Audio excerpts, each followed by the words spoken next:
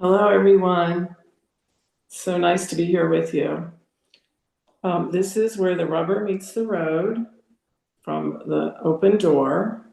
And today we're going to talk about decision making, which I find really ironic because last week when we were talking, I don't even know how we got on the subject. We were talking about vibration levels, and the next thing we were talking about whether we make decisions or not. And I remember the first time I heard that, it really floored me when someone said we don't make decisions. And I had come to the place where I really didn't care anymore. I didn't care. I didn't know the answer and I didn't care. And then two things happened. I was given, I don't know how many of you are involved with Jenny Beal's distribution list, but she sends out a white paper occasionally. And she sent one out and I joined the discussion. And the very first line in it was, Francis frequently speaks about making decisions on the basis of love, truth, and beauty. And I thought, wait a minute, Jenny usually talks about not making decisions, that we don't make decisions. And then the second thing that happened was Cindy sent on Sunday, that same day, a note to several of us that today's Rubber Meets the Road was going to be based on chapter 30, section 1, rules for decision. So I thought, I guess I'm not done with decision making. I thought I was done with it. So I read the chapter and I liked it. It brought some clarity for me. Now here's the third ironic thing that happened. I sent Cindy a message and said, I like this chapter. It's brought clarity to me. And then she writes back, well, why don't you lead the session tomorrow? The first reaction I had was, hell no. Hell no, I don't want to lead anything. Then I remembered what the clarity was. And the clarity in the very first part of this section is, today I will make no decisions by myself. So it was very easy for me to see that the Sandra who said hell no was this egoic entity that thought she made decisions. And I was able to step back from that right away and go to source. So that's how I ended up here right now with you talking about decision making. And Cindy asked me to pick a song, and I don't even remember the name of the song. Do you have it, Cindy? But the reason the song came to mind was because I love living in the not knowing. It's like a place of peace and serenity. I don't have to know. And I think that's what this song is about. So why don't we go ahead and play that, and then we'll get into the conundrums of decision making. Okay. So because we're going to put the video on pause, or the audio, for those who would like to listen, the name of the song is Learning to Sit with Not Knowing by Carrie Newcomb.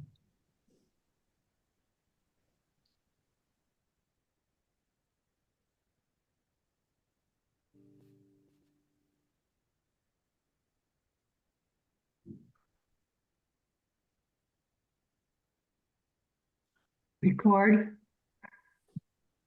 So when I read this chapter and when I read Jenny's paper, it seemed to me there were two things The two things, even though they were about different subjects, had one thing in common. And that one thing in common was an assumption that we do make decisions. This whole section called Rules for Decision Making. I wouldn't really call them rules after reading it. It was more of a process for decision making, but it was an assumption that we're making decisions. And in her paper, Frances was talking about making decisions and how we make them, there's this assumption we're making decisions. So it didn't really answer the question that was posed last week. It just went into how we make them. So I just went with that. And I don't know if any of you have read this chapter, so I'm just going to briefly talk about my interpretation of what it's saying.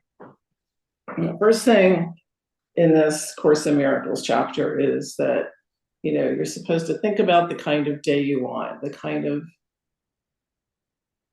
the way you'd like this day to happen, and then know that there's a way that can be. And the first step in the process is to say, I will make no decisions by myself. So that's right away assuming that there's a self and then there's something else. And I took that to mean the egoic self. And then the next step in this process was, if I make no decisions by myself, then the day that I want will be given to me. So that goes on for like 3 or 4 pages with these rules for decision making. And what became clear to me was that it's really quite simple. Somewhere in this process, and I don't want to reiterate all of it. If you want to read it, you can read the chapter, but it says you start by not making judgments. Just be open to what's happening. And for me, that was just seeing things differently. And when I thought, this is really funny. This is where the rubber meets the road. When Cindy asked me about leading today, so that's where the rubber meets the road, right there. Do I believe this or not? I make no decisions by myself. So where are the decisions made? Where is the source? And to me, as I thought about it and then stopped thinking about it and just went on a walk, I just remember who I am. I'm not the egoic self that contracts right away when something is presented. I'm not this little limited being who has to list the pros and cons or thinks it's a huge decision I'm making. There are no huge decisions, really. It's just coming from being who I truly am, coming from love, coming from a complete trust in the source of my being. And then as I go through the day, as things come up, there's a flow to it. I know what to do. I don't have to stop and say, how do I make this decision? It just kind of naturally flows. And the interesting thing about Jenny's paper, I want to reread that first line because Frances frequently speaks about making decisions on the basis of love, truth, and beauty. So I thought, these aren't really rules for making decisions. These is rules for living. How do I live? How do I live is totally determined by what I identify with as who I am. Who am I? I am love, truth, and beauty.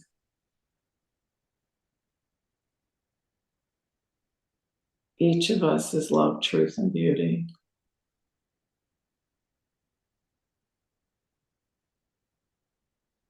either forgot or we were conditioned into thinking we were something else.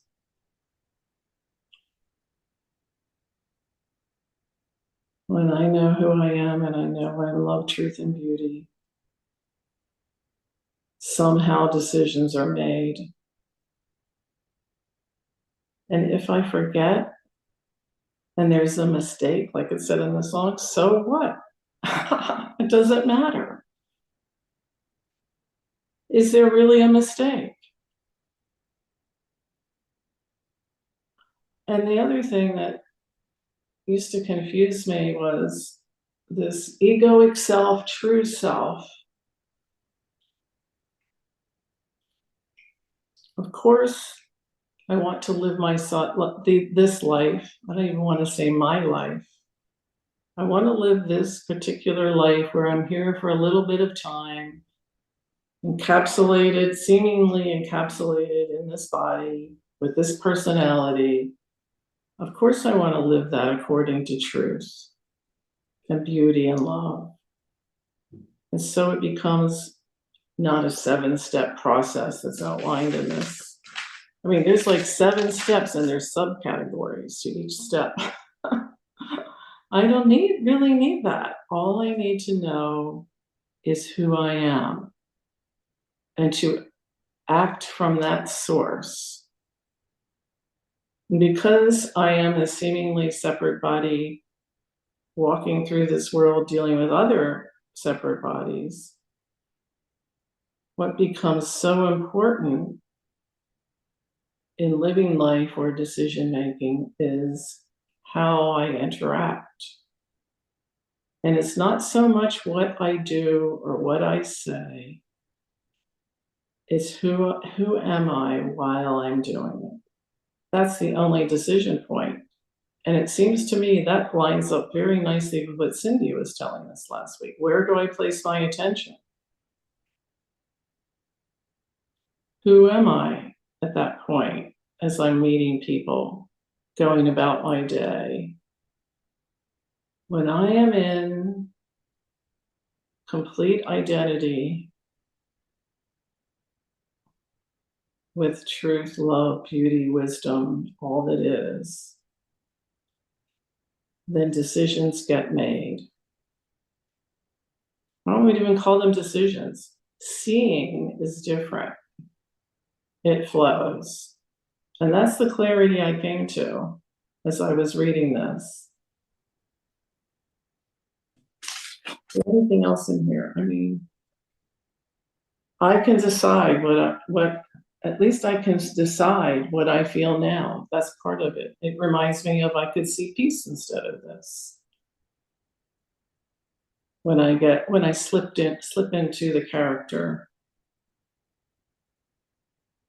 And the thing is, it's all very mysterious still to me, which gets me back to the not knowing, because somehow I am still, even though I know I'm not a separate person, I still am coming through this being that I am, and it's all happening together.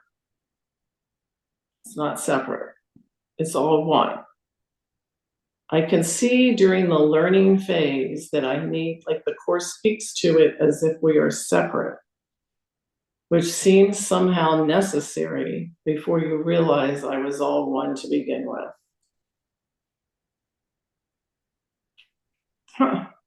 I never was a separate person. I didn't have to do the battle with the angel and the devil. I didn't have to do that battle. I'm all one.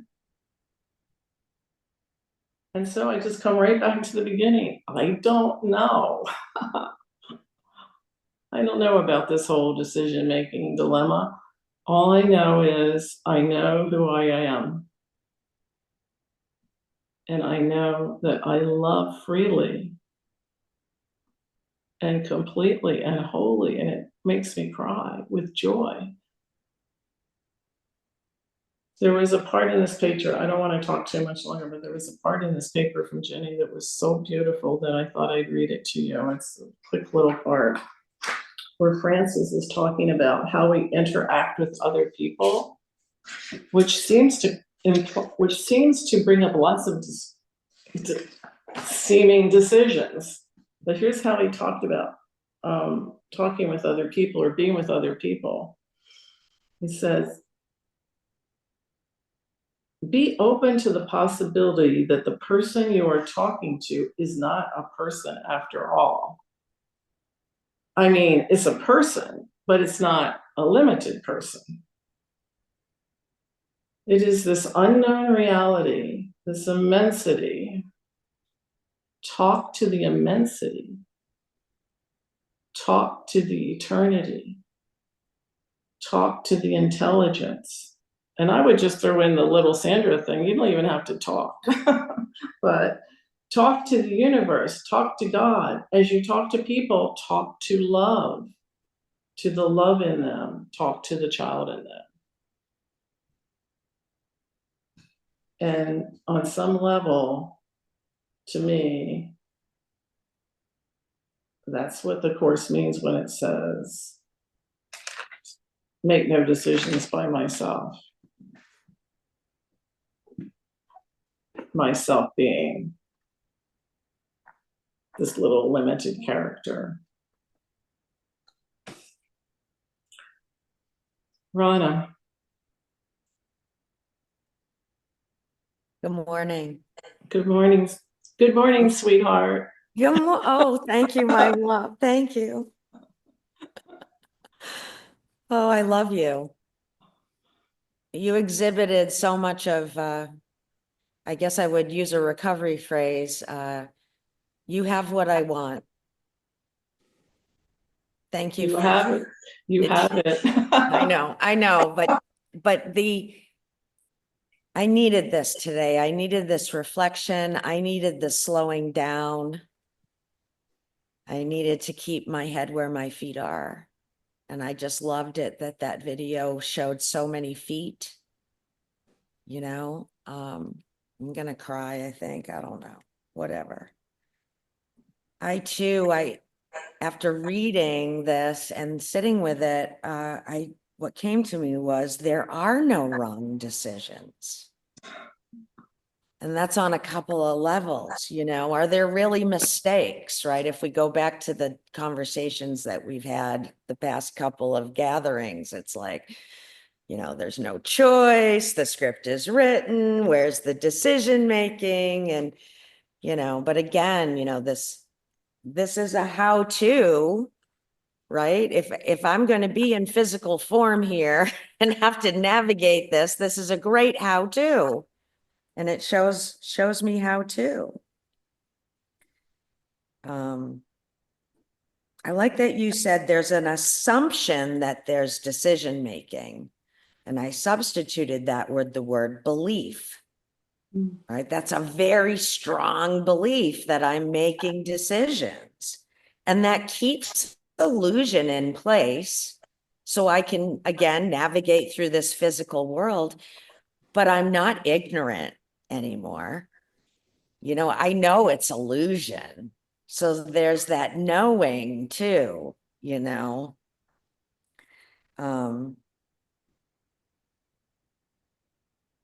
The other thing that happened, it's like, I will step back and let it lead the way, right? It's kind of like that workbook lesson. And, you know, this remembering what kind of day I want, that poses a new question, right? Yeah, I want a terrific day, but underneath that is, I want a day filled with spirit, right? I want to walk differently. It's not about the circumstances and the things that I'll do and people I see, right? I want to see truth. I want to.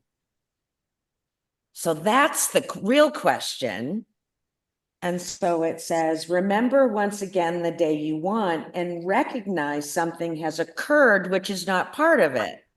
So fear, that isn't part of walking in truth, right? Well, it is to recognize it. But the disturbance, which is so dense, which brings me back down into I'm a body and there's a thing and I'm going to a thing and blah, blah, blah, right? So it's that, oh yeah, I forgot what my decision was. My decision is to stay as a close contact with spirit as this one possibly can. That's my real desire, you know? And so you realize you have asked a question by yourself. And the question that comes to me is I've asked a question about something in the world, you know? Remove this fear about this or that or blah, blah, blah, blah, blah, blah, blah, the story, right? Yeah. And so what this is saying is step back and remember the real question. Because what I picked up from the weekend of marinating in this, as the word we use, is that when I get to each now, the next movement will unfold. And it is not as if decisions are really made. Maybe I'll meet a moment and have fear and say, guide me. Help me remember who I truly am right now. Remember that I'm talking to another of God's being, right? You know, Jimmy Carter passed away, and I heard a quote that he said was to love God and the person right in front of you. And that's exactly what we're talking about in that moment. In that now moment, ask for the decision. You know, and it's not a worldly question. It's like, shift me back into seeing truth rather than illusion, you know, remove this ignorance of walking around blindly like a self in a dream and afraid. So your opening was beautiful, my friend, and I love you, sweetheart.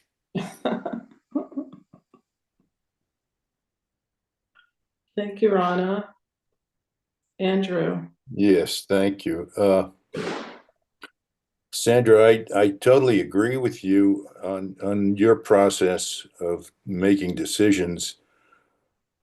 For a while, I used to ask for guidance because I know a lot of people who practice the course. They ask for guidance on almost everything, what to eat, and they get it somehow, but it never worked for me. I've asked for guidance and never heard a voice pointing me one way or another. I just make my decisions through love and peace, and that's worked for me. So thank you. That's all I've got right now. Thank you, Andrew. Cindy. I think I'm going to be really short. First thing is just a business kind of aside. I heard like others saying, how come they knew what we were talking about and I didn't know? And so there is something I think I can add to our like MailChimp, to my email, where people can get text messages, because I'm not going to send it. So I'm going to look at creating a text message chain for anyone who wants. So if there's something about a meeting or a link to whatever, we can send it out to the larger group. So wanted to say that. The other thing, it's a slightly different take on what really came alive when I was, and the second thing was that I started crying too while I was listening to you, Sandra, and I never heard that song before. And I'm just very, very, very grateful for everything that transpired that got you to say yes to this, because it's there's a line in the beginning of this section that says, when you awake or when you wake up, blah, blah, blah, blah. And until this weekend, when I sat with it, there was an assumption that, oh, before I get out of bed in the morning, this is what I am to do, right? But that's not what it said. It didn't say, when you wake up and before you get out of bed, do this, right? It just said, when you wake up, decide what kind of day you're going to have. And all of a sudden it hit me. What does that mean when I wake up? And what lit up for me was Eckhart Tolle and his teaching that says the moment you notice that you were in your story and not in the present moment, you're in the present moment.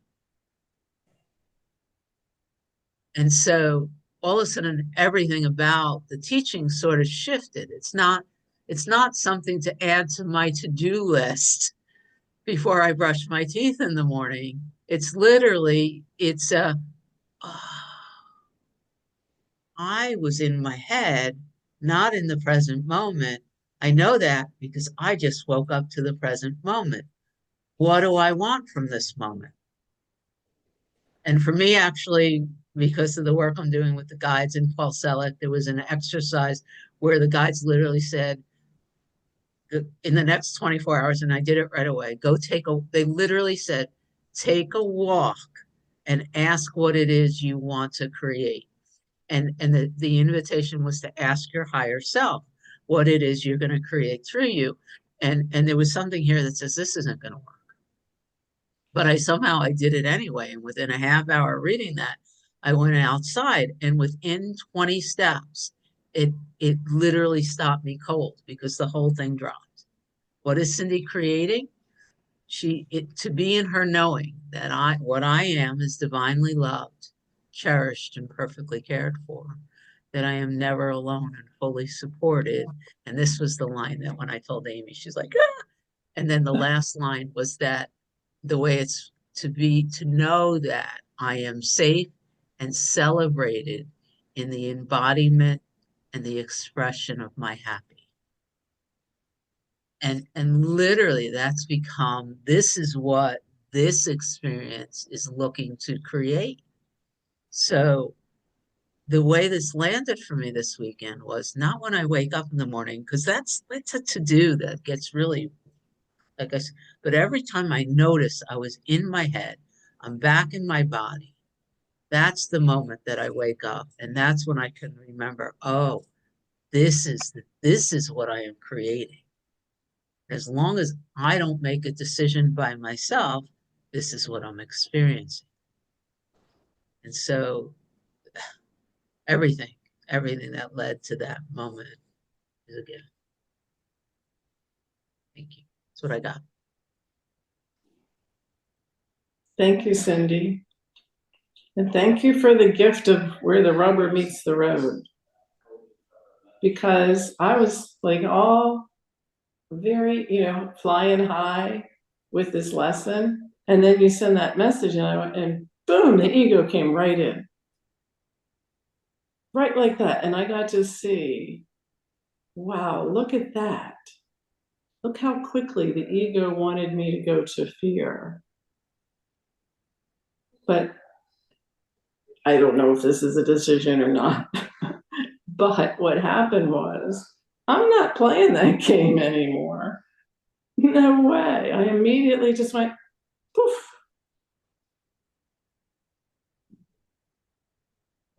Hi, Amy. Good morning. I have a couple of things to say. The first one is, there's really only one thing to remember in every moment. And I'm getting this from a YouTube that Rana sent, but with a guy named Lunenberg. No, I hope that we can Christian all. Sundberg. Sundberg, phenomenal, phenomenal thing. I mean, one of the best explanations of how we got here I've ever read. Yeah. Anyway, so the thing for me is just to constantly remember what I am in truth. But I decided I would see what Ken Wapnick says about this question about decision making. And so I thought if it would be okay, I would just share some highlights of what he said briefly. Because somebody says, well, if there is such a thing as free will, what is it anyway? And he says that question has to be answered in two parts. And in the first part, in heaven, there's no free will because your will is joined with God's, or it's joined with the all that is in all that is, right? So there's no freedom only comes from its opposite, right? It's defined by its opposite. But in heaven, how can we choose to be free when there's literally nothing to choose from, right? Right. So there's only perfect oneness. So there's that. And then he just says how wonderful it is to do the will of Source. How beautiful and amazing and powerful and unbelievable and joyful and free that is to do the will of God, of Source, of all that is. And that it's really only the ego that denies free will, which is really a paradox, right? It is, yes. Right.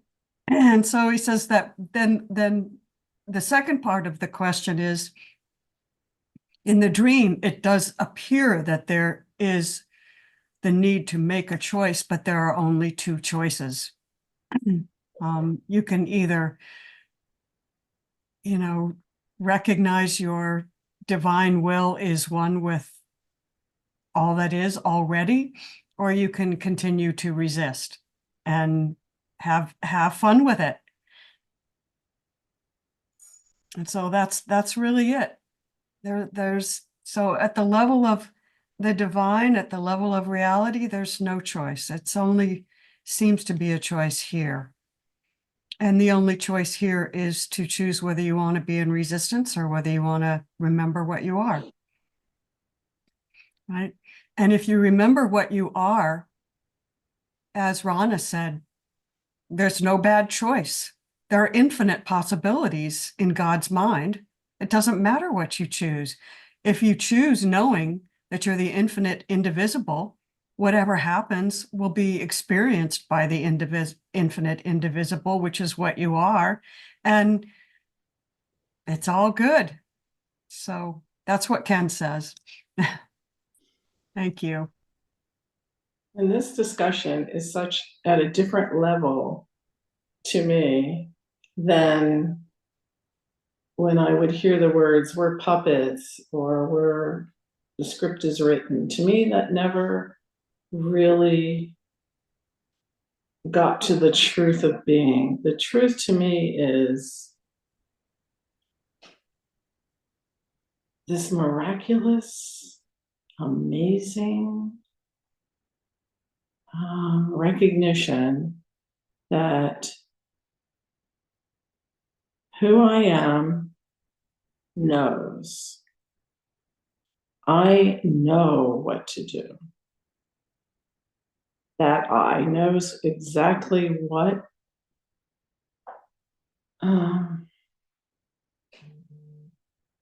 like I said, it's a flow. There's a knowing. I don't have to think about it. I don't have to, it just happens. And I trust it. Mindago, it's nice to see you.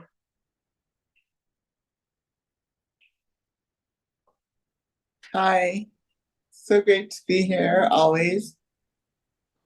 It's been I haven't been able to sleep for like maybe like 2 or 3 or I don't know how long, and I just and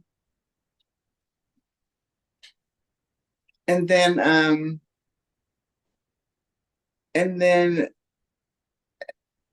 God, then I got the Russian, and then I got the Russian, like nothing that I see with the body's eyes means anything. And I don't know, I just had this just shift.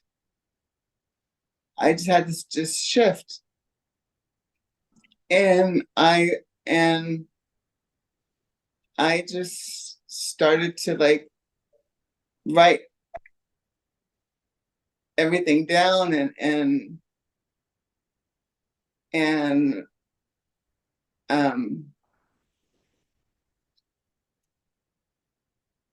it's just been amazing. It's been amazing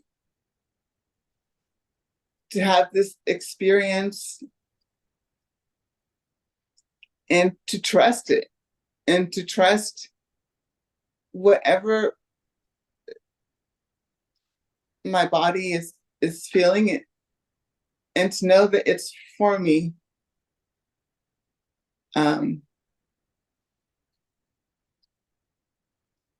And so, yeah, it's just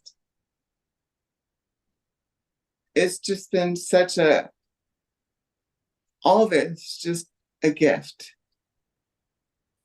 And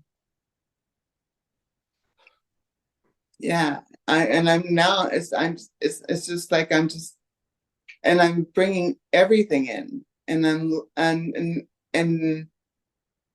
I'm welcoming everything, where before it was more like I wanted things a certain way, and now I'm just open, and it's like, no, let me bring it all in. It's all here for me. And let me take my time.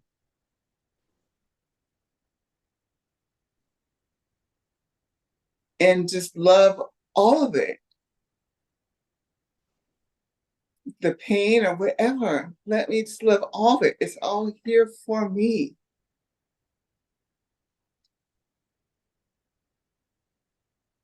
And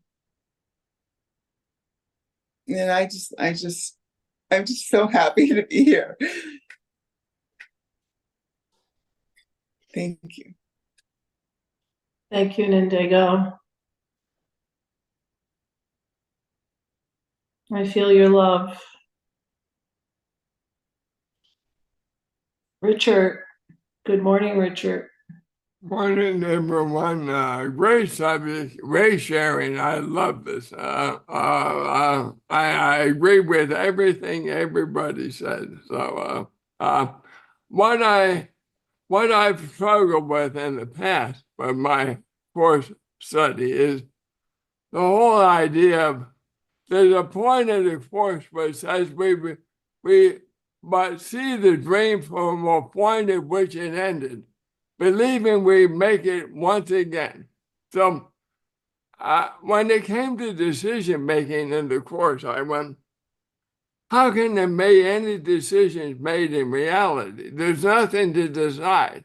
There's just isness. So I came to believe, I accepted that everything's predestined in the dream. The dream's over. It already happened. It's like a film, a movie. You record the movie, you put it in the can, it's done. So now, so when I came to that point of view, I said, well, what the hell am I experiencing then? If the dream is over and I'm awake, why do I still have the experience as a separate self, as Richard, and in the dream, where I think I make decisions, I think my thoughts are real, all that stuff. So that's my journey. I'm trying to figure this out because my thinking mind, my finite mind as a separate self, wants to know what it's all about, Alfie.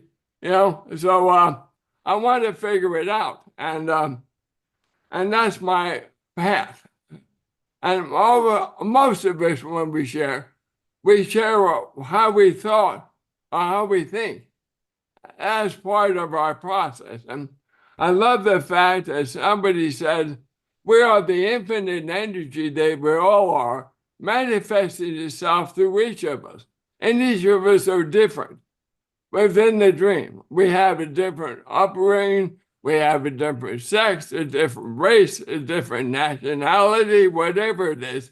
So the one that we really are manifests differently through each of us. What a wonderful, loving thing that is. I mean, what a diversity and so many opportunities to be the love that we are. So I'm okay with not having a free will. I've been okay with not having a free will for many years. And so my choice is as a separate self. Do I choose the ego or to choose the lack of free will and oneness with all that is? And what am I willing to manifest the oneness that I am as a separate self? And if I am, what is my job? So my perception is I have to heal my mind to a point as a separate self, Richard's mind, to a point where I can manifest the love that I am in truth, which has no will and makes no decisions, so I can manifest that as best I can as a human being. So, and that's what I focus on from day to day. You can use Hawking's scale of consciousness growth. I find that very helpful because my intent is to be above 600 hertz on that scale all the time. I don't make it all the time. I continue to choose the ego, but less and less I choose the ego. And when I do, I can quickly go, whoa, like you were saying, Sandra, time to get back in my right mind. And I can laugh at myself when I make those mistakes. Most of the time, sometimes I get down the rabbit hole too deep, but I quickly recover. So I love you all, and thank you for all of your sharing. I love it.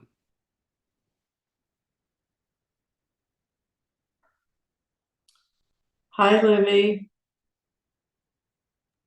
Hi, Sandra. Hi, everybody. Really glad to be here today. And what just keeps coming up for me is, you know, how there's a saying, it's like I heard myself talk, hearing myself talk.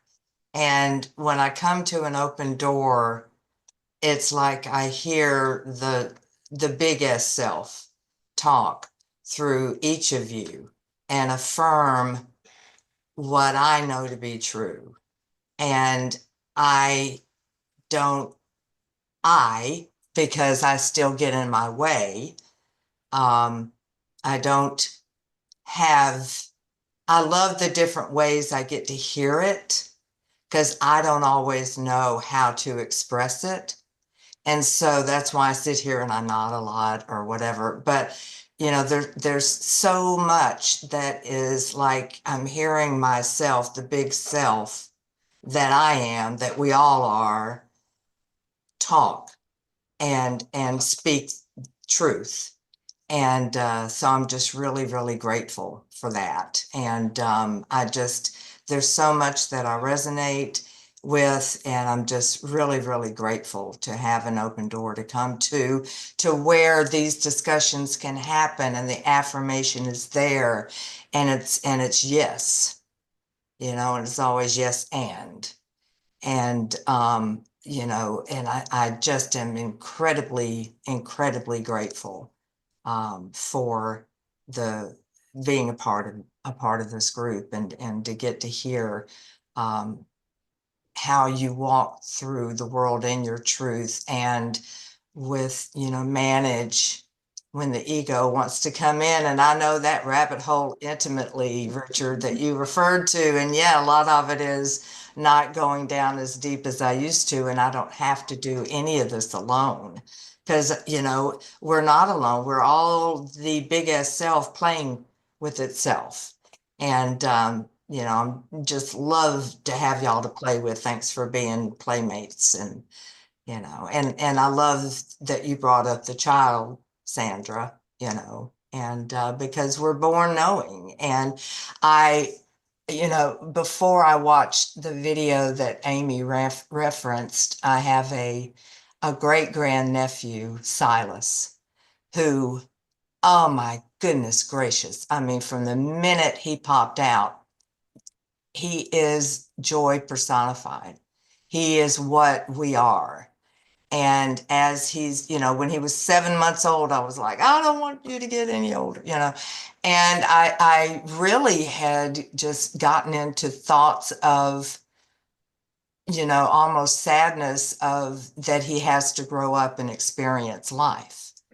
And then when I listened to the video that was referenced, I had a deeper understanding of he has to experience life. He's on a journey, and I'm just grateful that I got to experience the pure joy that he is and that we all are, and to get to see that in these little ones, and because that's what they are. And so anyway, I just am really grateful. Thanks so much. Thank you, Libby. So nice to hear each of you speak. It's just just so lovely and joyful. And Ron, I haven't had a chance to watch that video yet, but I'm looking forward to it. I have a sneaking suspicion it may become part of Finding Truth. So grateful for that. I really enjoyed your share, Livy, and because that's what was so attractive to me, was to hear the truth in so many different ways, even though it's all the same language, but to be placed in a space to receive it. And so the thought that arose was, did I decide to be here? I mean, how did this happen? Like, here we sit. I have friends all over all over North America. I'll say it that way, right? I was going to say the world. I don't see any international people here today, but all over North America that I enjoy spending time with. How did I end up here? I didn't decide this. The only thing I decided was to take one class. Oh, but did I even decide that? Because once I was in the middle of it, I didn't even know how I ended up there. I don't know what I clicked on, so really beautiful discussion. And I really do feel like it's a culmination of all these discussions we've been having about this in many different ways. So I have chills. Thank you. Thank you, Rana. This word keeps, as I hear each of you speak, a word keeps coming into my mind, and that is, or a sentence, we are creative beings. And I don't know how that fits with decision making, but there is this beautifully diverse, intricate, immense, it's so big, a creative aspect to the truth of who we are. Like, coming on today, I just said, I don't know what's going to happen. Whatever happens, happens. It's creating as right now in the moment. Not only are we experiencing each other, we're creating something together that's bigger than each of us. And then that's going out beyond these walls into the world and touching everything that even people who don't know we are touching. I love that. I love that creative aspect. That's why I can never feel like things are set in stone. It's always creating,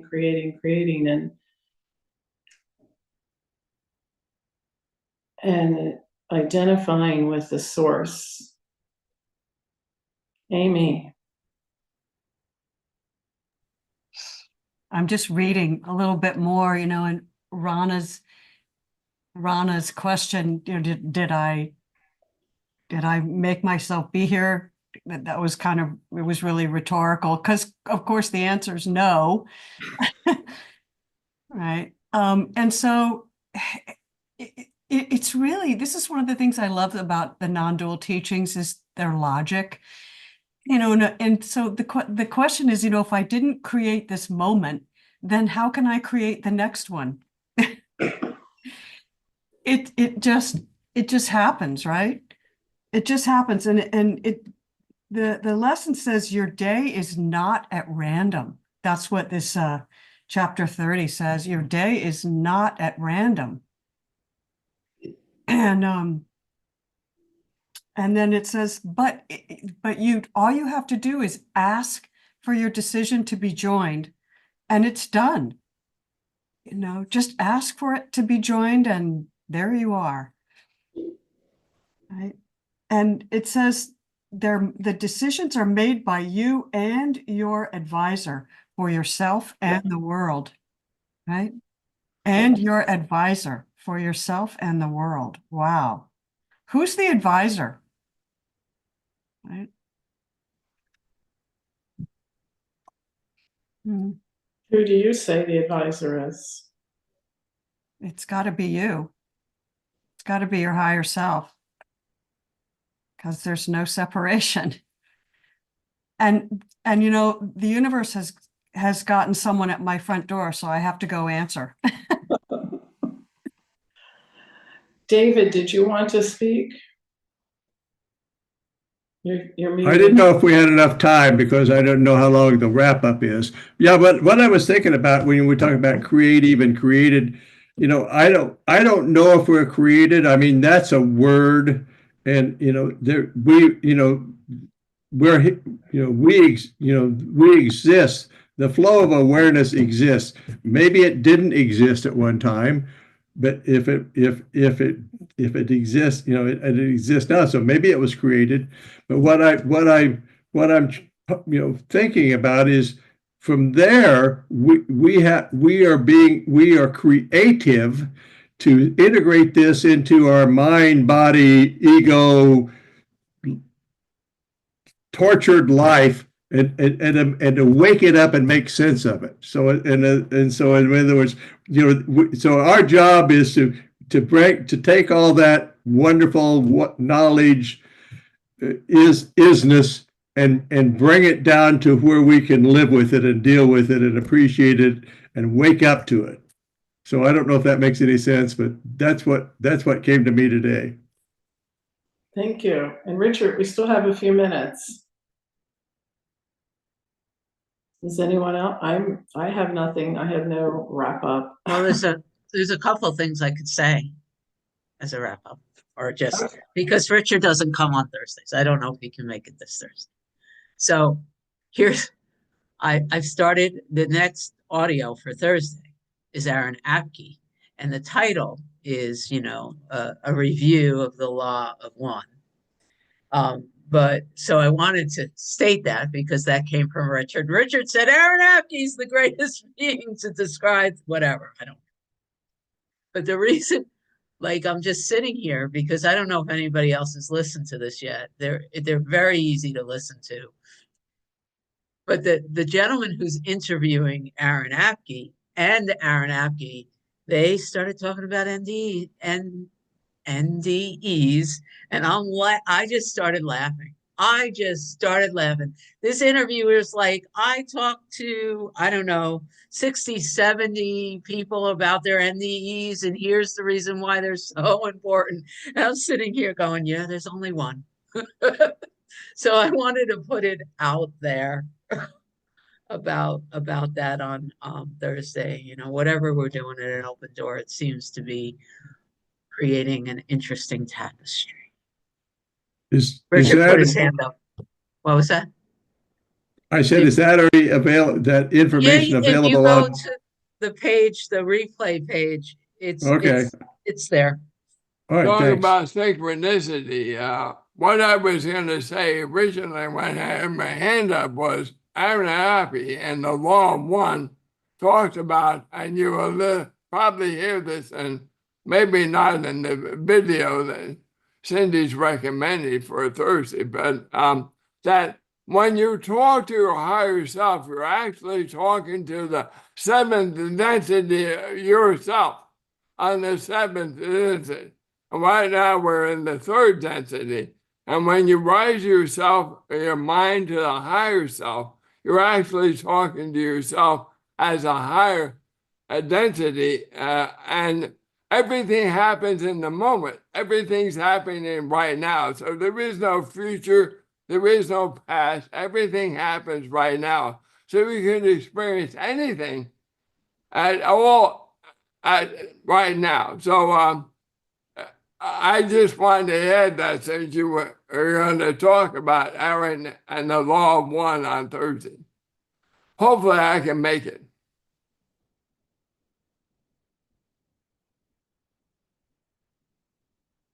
All right, I'm gonna stop.